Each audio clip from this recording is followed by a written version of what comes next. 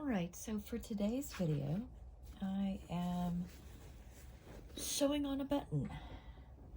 One of my husband's shirts that he really loves has one of the sleeve buttons on the correct side and one of them on the incorrect side, which is really strange because if it's in here, then it's hard to button your sleeve from the inside. So what I'm going to do is take this button off and re-sew it on the opposite side of the sleeve where it belongs.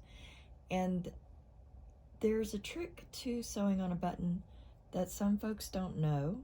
I didn't know the first time or two I had to repair a button, and I thought it would be a good thing to have available for those who might need to know the little trick. And it doesn't look like they've done it here. In fact, I'm looking at this other one and it doesn't look like they've done it here either, which might be why this one is trying to pull through. Now, he's had this for a lot of years and he's only recently brought this to my attention, but we're gonna get that fixed, and we may also go back in and fix this other one. So to start, I'm just gonna cut that off. And to do that, I'm just going to go in under these threads very carefully.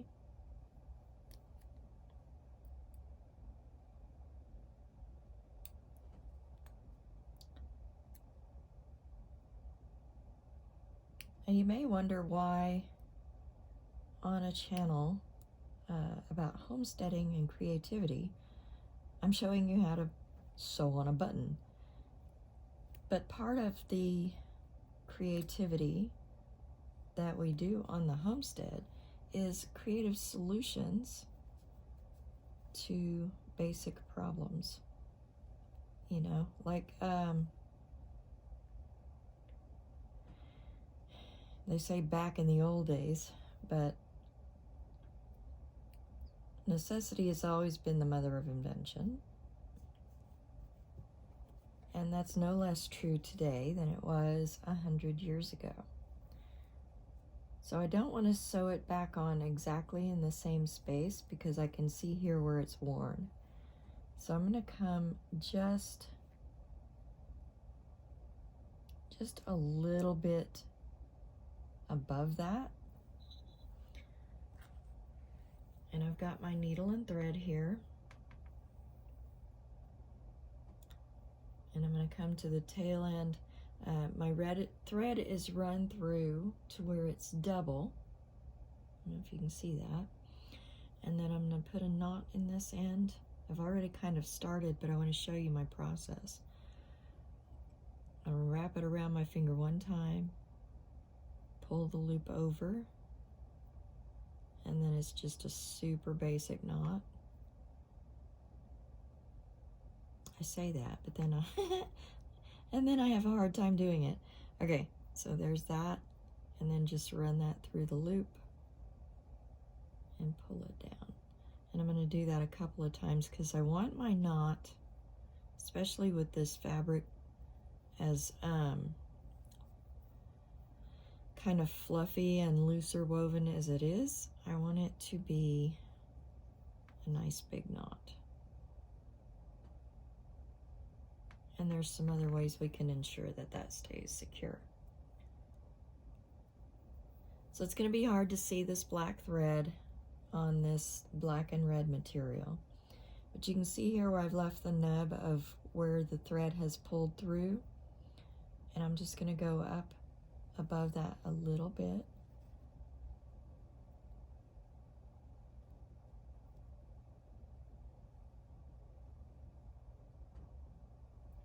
I'm going to go ahead and grab my button and slide it on my needle before I run it back through. And I'm going to watch this tail of this thread because I want it to be not pulled through when I get this. So then I'm going to take this back through again through the other eye of the button.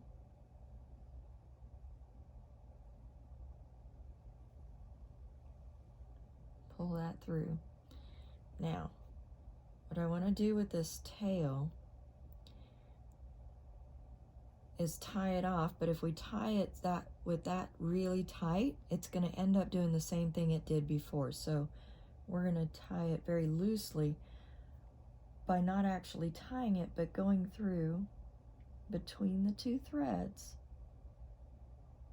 underneath the other knot. And we're just going to pull that really loosely down.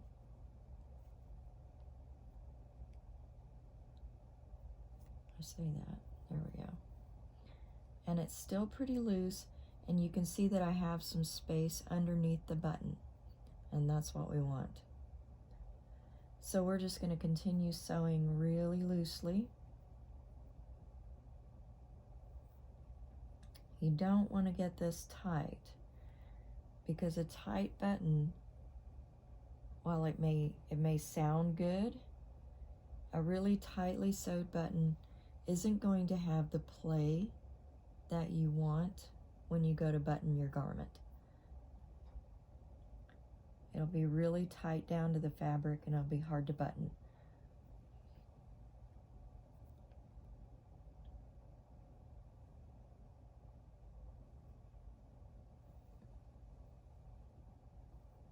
So just keep those stitches nice and loose, and we're going to go through here 4 or 5 times.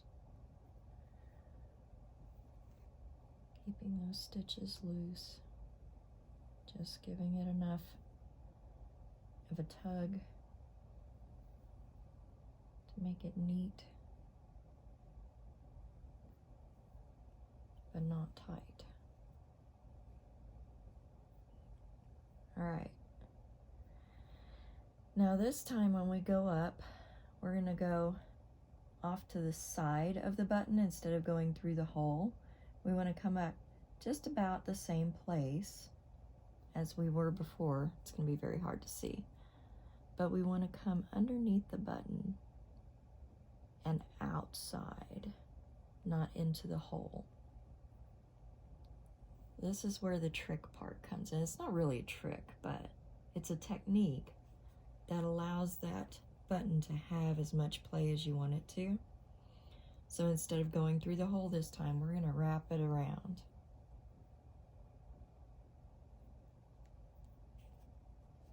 And we're going to wrap it around 2 or 3 or 4 times.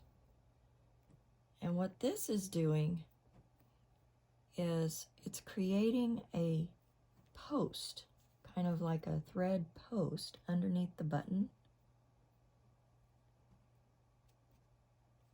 to give it that nice play that you want. But this also reinforces the stitching.